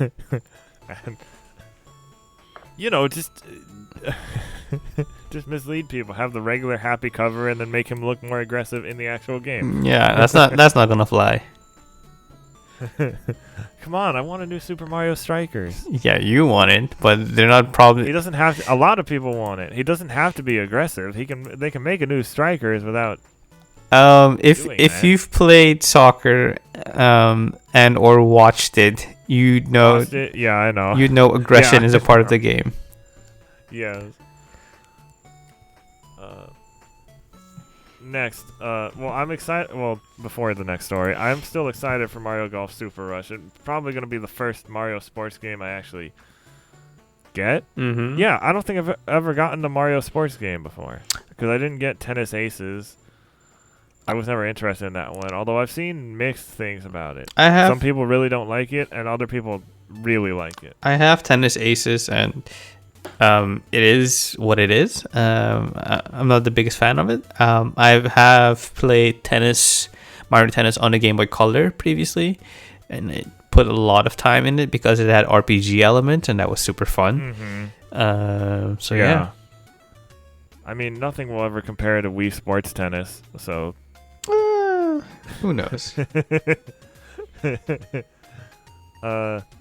Next story is No More Heroes 3 launches August 27th. This is once again by Saruman for Gamatsu. No More Heroes will launch for Switch on August 27th for $59.99. Publisher and developer Grasshopper Manufacturer announced. There's an overview of the game, but it's more just all story stuff. There was a lot of gameplay. I suggest watching the trailer if you're I mean, I am interested, but it's not like so detailed. So Travis can now use his death glove to to activate a variety of skills, allowing for more strategic battles. Furthermore, you can now customize the new skill tree and try out different Death Glove chip combinations to find the playstyle that works best for you. So there, he has some new stuff. Okay. But it's the usual. You earn money to enter ranked battles, and you have to fight aliens and fight other superheroes and stop 10 alien assassins from taking over the Earth. So it's a No More Heroes game. Yes. Okay. I still need to play the other two. Well, I played most of the first one a while back on the Wii, but I never finished it. Well, I need to play. Now that it's on Switch, two. it regularly goes on sale, so you might be able to. Is there a physical version? Did they ever make a physical version of the Switch ones, or was that digital only? It's digital only for all I know. Like a 2-pack or something? No, that's just Travis Strikes Again was the only thing that was physical. Yeah, probably. Next up is the Caligula Effect 2 announced for PS4 and Switch. This is by Sal. Your favorite. This is by Sal Romano for Gamatsu. Publisher Furyu and developer Historia have announced the Caligula Effect 2 for PS4 and Switch. It will launch on June 24th in Japan for 8,778 yen. That's a lot. And a 16,280 yen limited edition will also be available. Here's the first details via the game's official website. Set free from a past regret, an academy juvenile RPG where you try to find your way back to reality from an idealized world set free of any past regret. And then there's a breakdown of the characters and what you can do. The system is an exhilarating new battle system in which you predict the future and chain combos. When you select an action, you can check to confirm a future in which that action is successful. By using the system skillfully, you can cooperate with party members and turn the tides on bad situations. Even beginners can easily enjoy these exhilarating battles. You can click on the article for full details and the trailer. So are you surprised this game is getting a sequel? Yes, but it was kind of revealed on Twitter, I want to say 2 weeks ago. So I was mostly set on it being revealed anytime soon. It at least looks a bit more colorful than the first one, but that's not saying much. Real quick, my thoughts on the first game is that it is kind of a shadow of what Persona is, and it doesn't come nearly as close as it could be, given that it's the first game was helmed by the original writer of the Persona series. It's just so disappointing. It's very. This was in the Japanese Direct, right? Yeah. The first game is kind of humorless and colorless, and the characters look flat. It doesn't run that well on Switch. The battle system is very much in the vein of Grandia, where you can chain and predict attacks, but it's so slowly paced that it becomes frustrating, and it's too easy to brute force your way through the game, because nothing really matters in terms of strategy, and that's upsetting. So I'm not looking. It must have some fans somewhere. It does have a lot of fans, apparently, because I've been looking at reviews lately on YouTube about this game, and everyone but me and I think Tark's Gauntlet are very glowing towards the game, and I'm like, if you need an RPG, there are better RPGs out there. You don't, because I put in I think 30 hours into the first game and I got nothing out of it. If you have trouble falling asleep, you can play that game. But yeah, there are other things to do with your time, better things to do with your time. So, look, man, I hope with Caligula 2 it is a smash hit and they rectify a lot what they did with the first one and people enjoy it. but it's not for me, and I'm not looking forward to it. You know he's gonna get the collector's edition. No, I'm just kidding. I mean, you're allowed to. I'm not gonna stop you. No, I said you are. Oh no, not me. I'm not interested in this game. No. I don't think I own a collector's edition. The only special thing I own is the steelbook version of Persona 5, the original one. But that's it. I'm not. It's a nice steelbook though. Yeah, it is. But I'm not a big collector. Because eventually, it. Yeah. Let's not get into. It's getting harder and harder for me not to. It is easy for me because I usually have to import these things, and yeah, that's true. it's gonna be a lot more expensive than it should be, and I can't justify that. I was this close to getting the full edition of Tabeoja because it's not on the eShop for some reason, even though it's supposed to be. So I don't know what happened with that. The only thing I'm currently looking at is the Final Fantasy Dawn of. That's not the Dawn of novel. It's the Ultimania book for Final Fantasy XV, which chronicles the making of and has a lot of behind the scenes. Is that the new one coming out? Yeah, it's the one coming out, and I know there's the one coming out. I was kind of interested in that one. Yeah, the special edition looks super beautiful, and yeah, that's the only one that's tempting me at this point. All right. Well, next, the collector's edition of Miitopia. No, I don't think that's gonna have that. I mean, you never know. You never know. But Miitopia coming to Switch on May 21st. 2016 release 3DS game gets a Switch port. Nintendo will release Miitopia for Switch on May 21st for $49.99, the company announced. Miitopia first launched for 3DS in December 2016. Basically, you can... It's a basic RPG where you play with your Miis and you have to... It's baby's first RPG, basically. You have to build their relationships. Yeah, but it's not Pokemon. Yeah.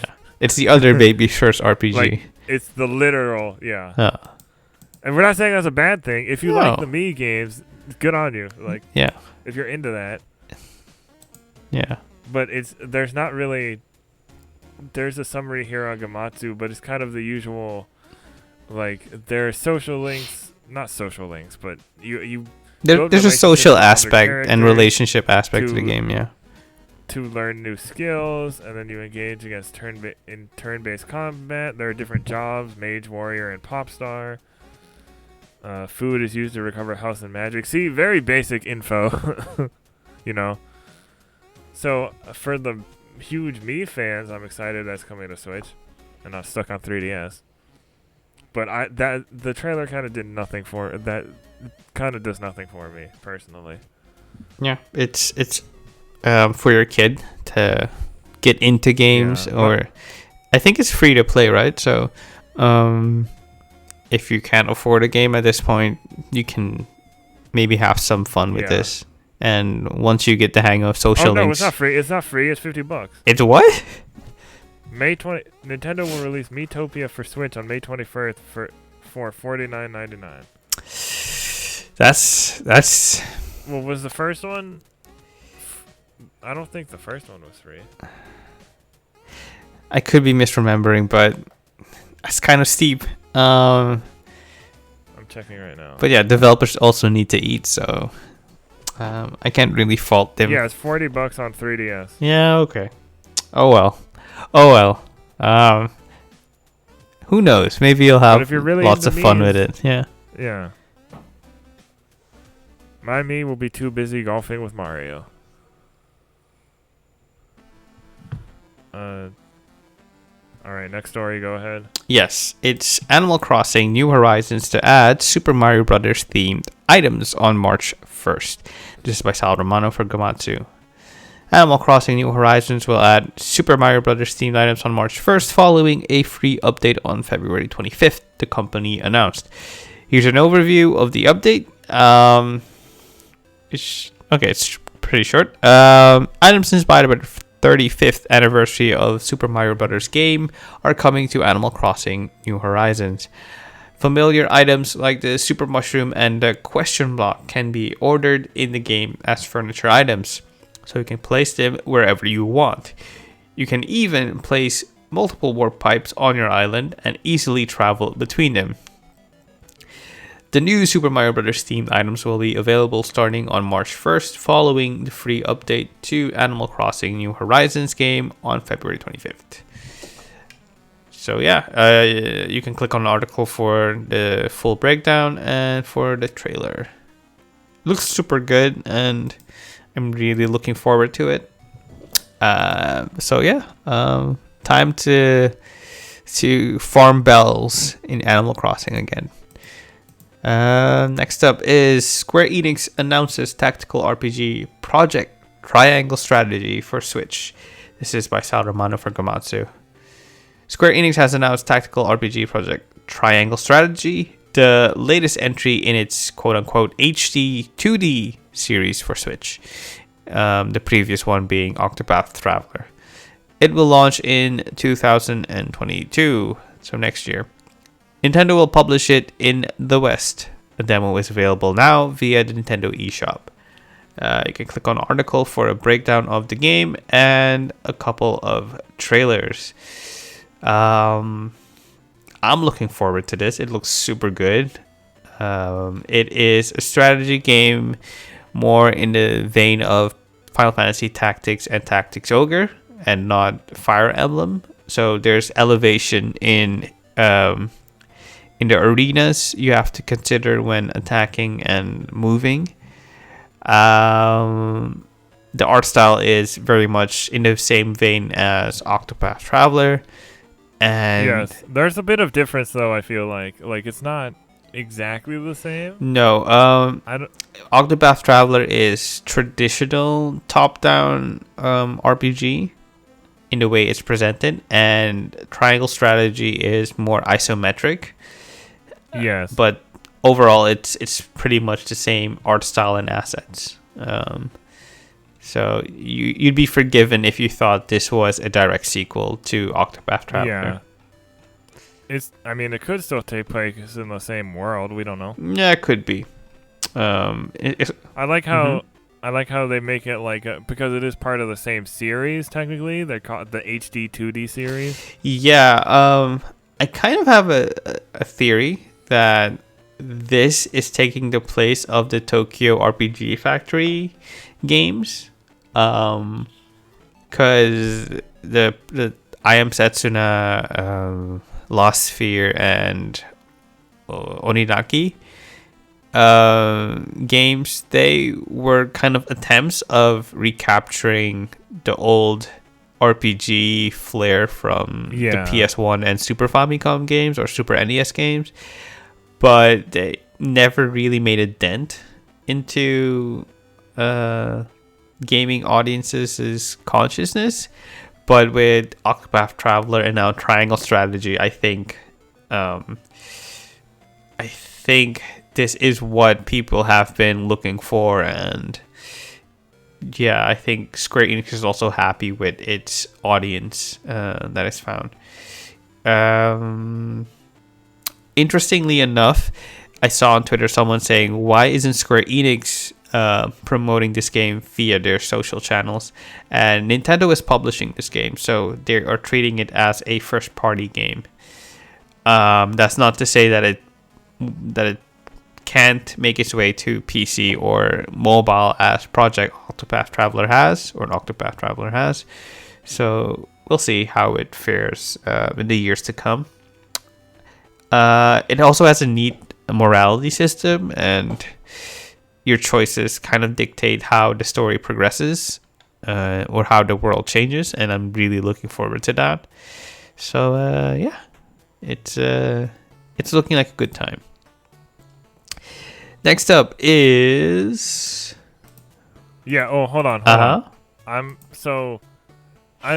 don't know if I've talked about it on this podcast before, because I haven't really played strategy games while we've been doing this podcast. But, so I was not into strategy games at all in the past. Like, I've tried a few, and I was just like some older Fire Emblem games, and I was just not into it. I played the demo for, was it for Awakening, maybe? And I was like, oh, I kind of like this, but I never really got that into it. And then I played Into the Breach. and that was my number one game of 2018 because I liked it so much. And then I was like, okay, well, if I like that one, maybe I should try out more strategy games. So then I played Fire Emblem Three Houses. Really like that game. Haven't finished it yet because it's a lot. And then I have Final Fantasy Tactics for when the Analog Pocket finally comes out. So I'm excited to see this. I love the art style. The demo I haven't played yet, but I will play it very soon. And I'm just excited to see what's in store. Real quick, you liking what's it called again? Into the Breach. I think you'd have a bit more fun with the XCOM games in terms of strategy. Are you sure? Because those seem kind of yes, really difficult. I mean, it depends on what your settings are or preferences are. Like XCOM 2 or the XCOM, what's it called? The remake one that came out, I think 2016, or the Mario and Rabbids game, because I think that's I might try that at some point, because the strategy genre is that was on sale recently, or might currently be on sale. The strategy genre is very broad. It's not every title is the same, because Final Fantasy Tactics differs from Fire Emblem, and that differs from XCOM, and that differs from, let's say, Civilization. Suikoden? Is Suikoden a strategy RPG or a Suikoden is a turn-based RPG primarily, but there are some strategy elements to it. Okay. Because there are like army battles where your army battles against another army, and it kind of looks like Fire Emblem, but a more simplified version of it. But yeah, look out for Project Triangle Strategy or whatever else it ends up being called next year. Yeah, it's not for a while. Yeah. Next up, but they're accepting feedback. Yeah, so that's good. There will be a questionnaire, as is customary with the HD 2D games. Yeah. Okay. Next up is Ninja Gaiden Master Collection announced for PS4, Xbox One, Switch, and PC. This is by Sal Romano for Gamatsu. Publisher Koei Tecmo and developer Team Ninja have announced Ninja Gaiden Master Collection for PS4, Switch, and PC via Steam. It will launch on June 10th worldwide. The Master Collection includes remastered versions of Ninja Gaiden Sigma, Ninja Gaiden Sigma 2, and Ninja Gaiden 3 Razor's Edge, as well as most previously released downloadable content. You can click on the article for a full breakdown of the announcement. This could be fun. I played these games, and they're very challenging and fun, and I can't wait to see them on current gen consoles, or there's no current gen as in PS5 and Xbox Series announcement. So see them on new consoles. Yeah, on newer consoles. That I haven't been on. Yeah. Yes. I might try these, but people have said, a lot of Ninja Gaiden fans have said they don't like the Sigma versions, which were the I don't know what the difference is between the Sigma versions and the original. So Ninja Gaiden was previously exclusive to Xbox. Xbox original and Xbox 360, and then they made like a director's cut called Ninja Gaiden Sigma for PS3. So therein lies the difference. It's kind of an expanded version of the base game. So why do they like the director's cut less? It depends on who you ask, because I've seen people like the director's cut just fine. So it's just that some people had said that and then didn't explain anything about it. So I was just kind of like, I don't Well, it could be that the people that don't like it don't like the gameplay balance changes. But I've never seen anyone complain about the Sigma series, so it could as well be people complaining about Ninja Gaiden 3 because that one wasn't as loved as the first two games. So who knows? But I'm glad I'll get to maybe try these out finally. Yeah, but I know they're known for being quite difficult. Yeah, they're kind of like the Dark Souls of character action games, I want to say. So I mean, they're. Wait, who made Ninja? Was it Koei Tecmo? Yes, it's Koei Tecmo. Yeah, so it's like they did Neo too. So yeah, you definitely see the design of Ninja Gaiden back into the Neo games. So try it out when it comes out. Next up is Hyrule Warriors Age of Calamity Expansion Pass announced. This is by Saruman for Kawazu. Publisher Nintendo and Koei Tecmo and developer Omega Force have announced the Hyrule Warriors Age of Calamity Expansion Pass. This was so weird because it was just like, well, we're getting an expansion pass, and it just had all of the stuff in text, like on a list.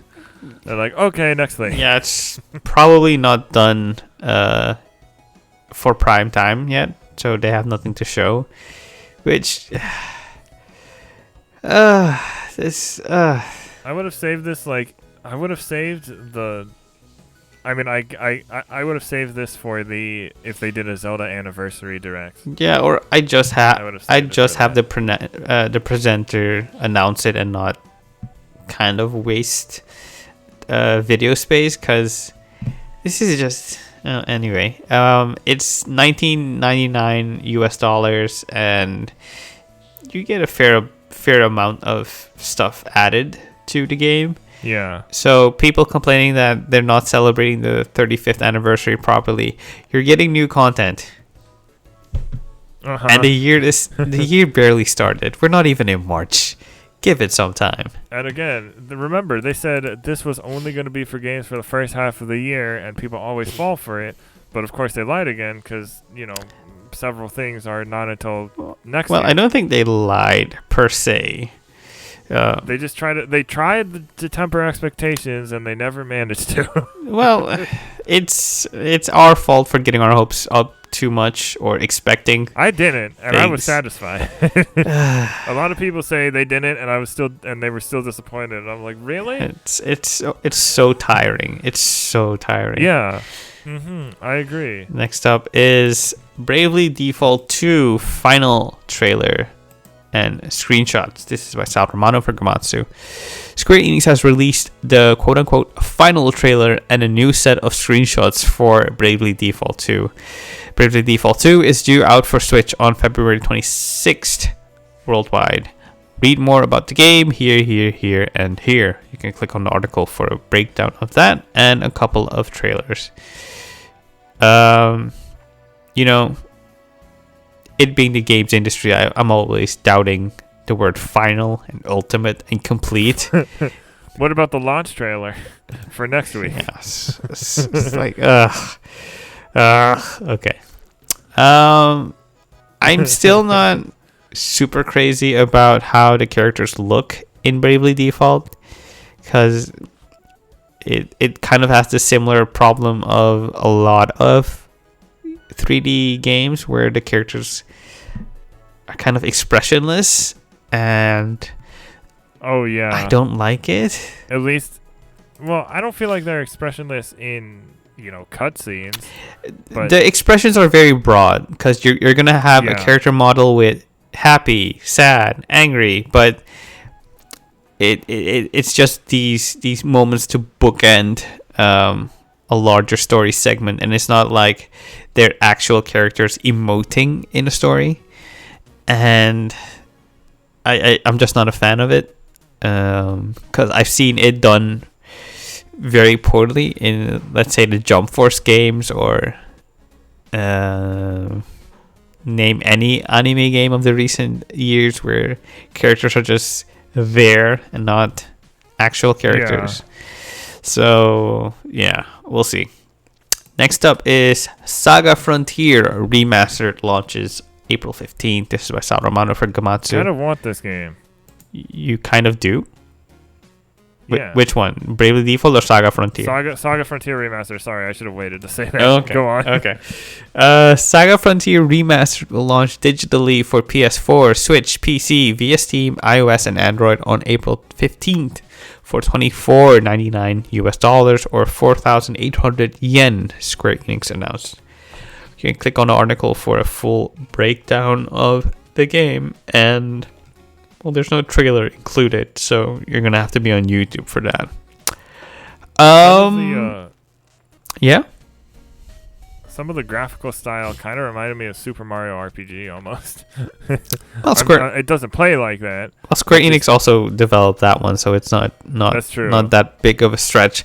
The only thing I'd want to say is the Mana game has AI up-res visuals, but this one is almost in the same way and styling of, say, Final Fantasy VI and Final Fantasy V are on modern consoles or modern platforms. At what was this originally for?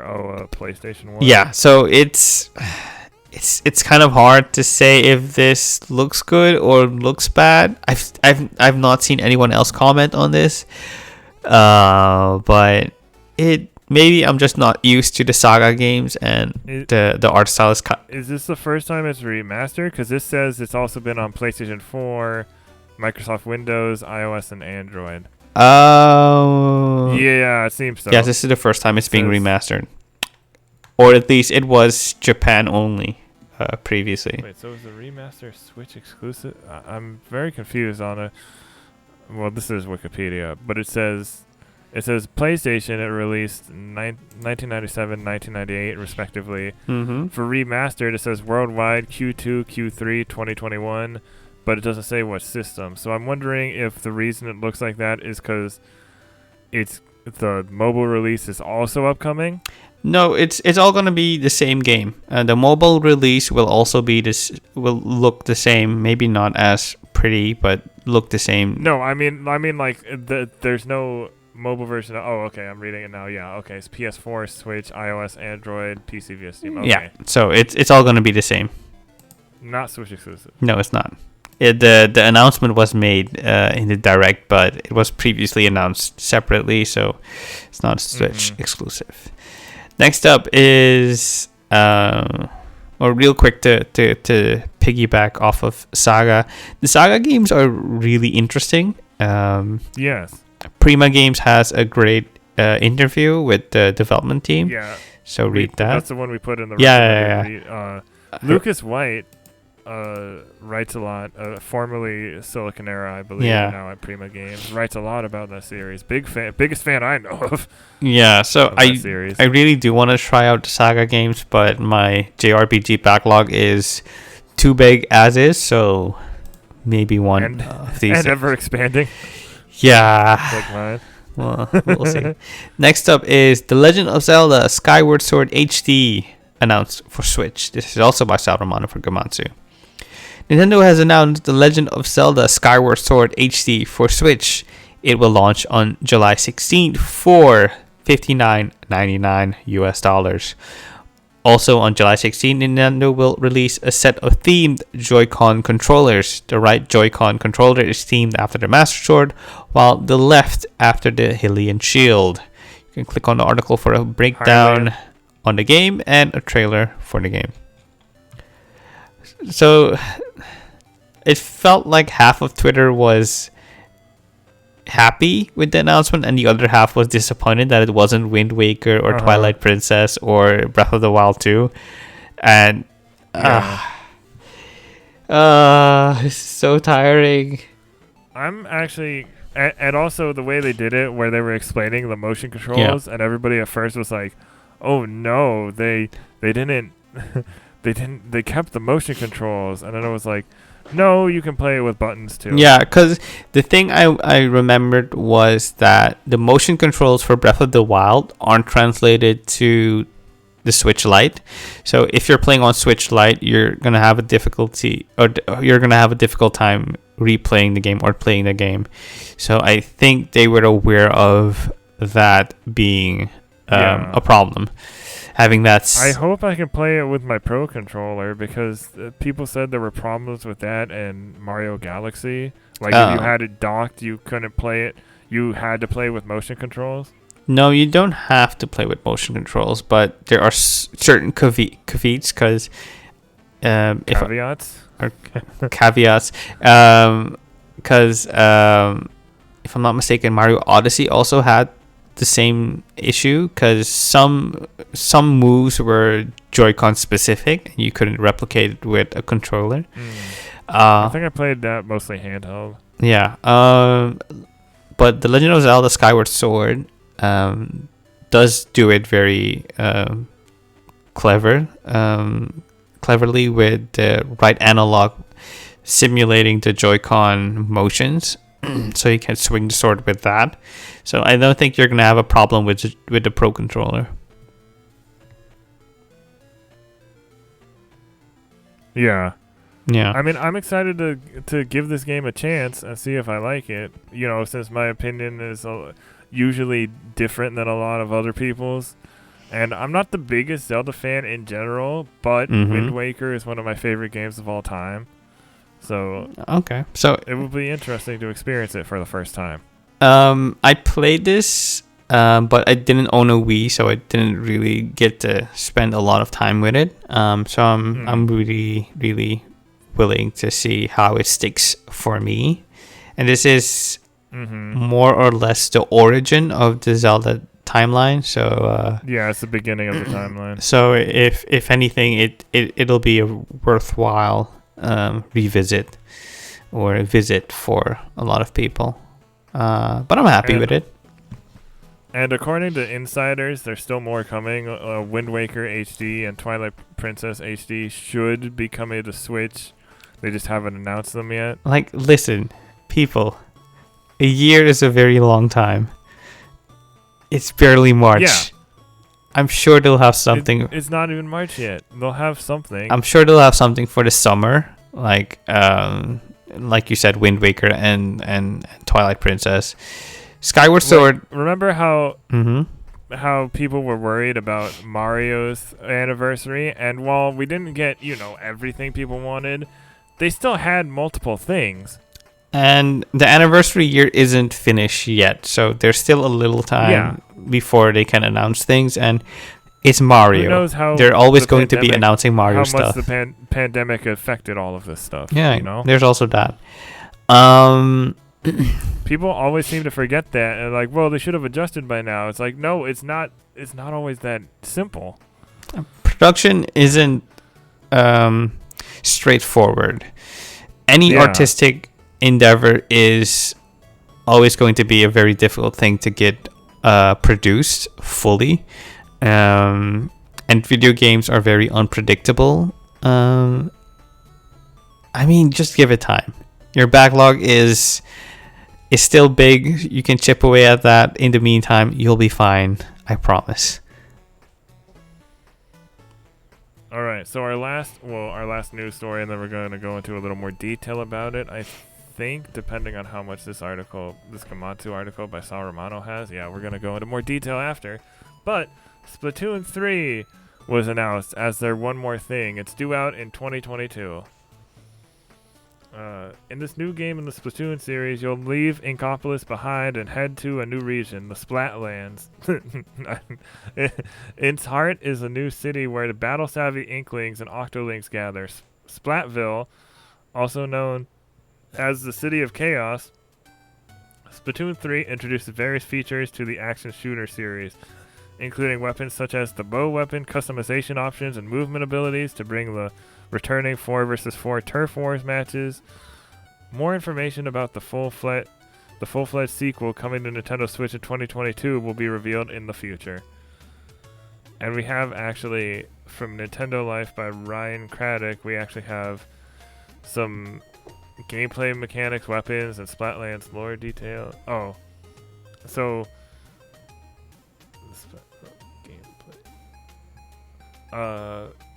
this is just the same information, just with a little more detail. But apparently, there's also, because in the new video transmission, an inkling is seen accompanied by a juvenile salmonid called a small fry. Our studies have long shown that salmonids to be a dangerous species. However, this seemingly symbiotic relationship evolved and is a thrilling mystery. Further research is required, which may be like some kind of pet that you can get. Yeah, it looks like that. But it looks fun. I have friends that like aren't that into just games in general, but they absolutely love Splatoon. Yeah, the most I saw on Twitter was kind of bewilderment that Splatoon 3 was the big game they're finishing with, because to the rest of the gaming sphere, it kind of feels like a cool concept, but that's it, and not something. Splatoon 2 sold a lot. Yeah, it sold a lot. So contrary to what gaming Twitter would have you believe, Splatoon is a very popular franchise, and yeah, it's one of the bigger franchises Nintendo has at the moment that is fairly young, and I'm kind of surprised that they're bringing out a third entry so soon after the second one. Yeah, a lot of people are, because I feel like they could have added to the second one with DLC, but I'm guessing they're trying to build a platform for more future stuff. So it could be that we might be seeing like more single player content with Splatoon 3, and then having the multiplayer suite be something else entirely. So we'll see. I'm interested in this. I played a little bit of Splatoon 2, and I don't have the game, but maybe I'll go back to it at some point since this one is a ways out. But I liked it. I mean, if I hadn't played Splatoon 2, I might have not been interested in Ninjala so much, and a lot of people don't play that game. I think the thing people still play Ninjala, so I'm guessing the people we follow don't really play that game or pay attention to it. Splatoon is an online co-op shooter, and Nintendo's online service not being the greatest, though they're making changes to that soon. It might be their big push for the brand new online functionality or online infrastructure, where they say, hey, I know we sucked previously, but now we're kind of good, so give us a try, because the game is coming out next year. So I think it'll be a kind of showing of things to come with the Nintendo Online service. Yeah. Some people were saying like I wasn't expecting Splatoon 3 until the next Switch iteration. Yeah. But we're getting it sooner than later, and that's nice. I mean, some people are not that excited for it because it's not a new Mario or new Zelda or new Metroid or what have you. But you got to remember, Nintendo has a lot of franchises. Yeah, a lot. You can't continuously bring out new things for everything they own, because then Nintendo would not be able to make whatever they want to make.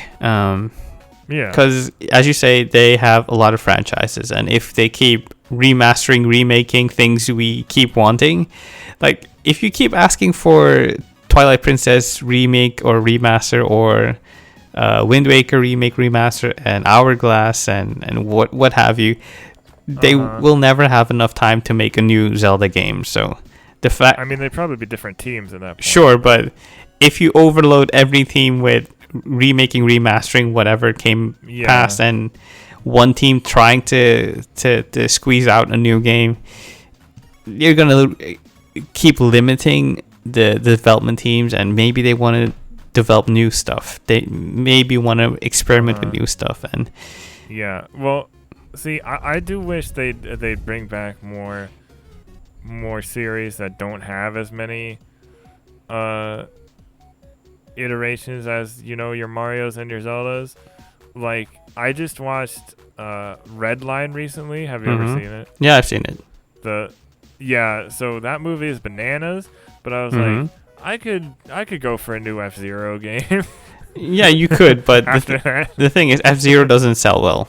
Like Metroid, it doesn't sell well. So and then there's like F-Zero, and then there's but like nothing is there. There are other anti-gravity racers, but nothing has come to the same feeling almost. well, there was that game that launched after the Switch's introduction. Fast RMX. Yes, and I think that is the closest people have gotten to F-Zero. Mhm. Yeah, and then there's pod racing. Pod racing kind of does count. Okay, sure. But it's not F-Zero. And then there was F-Zero, and there was another thing. Oh, Star Fox. Emily Rogers made a good point on Twitter that Star Fox hasn't been, or every time it's been on a home console, it hasn't been great.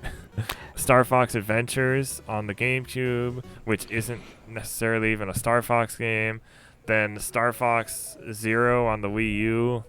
I mean, they just can't figure out Star Fox, so I think they did the wise choice, and they like remake the same game, or they make a completely different game. And I mean, Nintendo made the wise choice of not attempting anything, so kudos to them.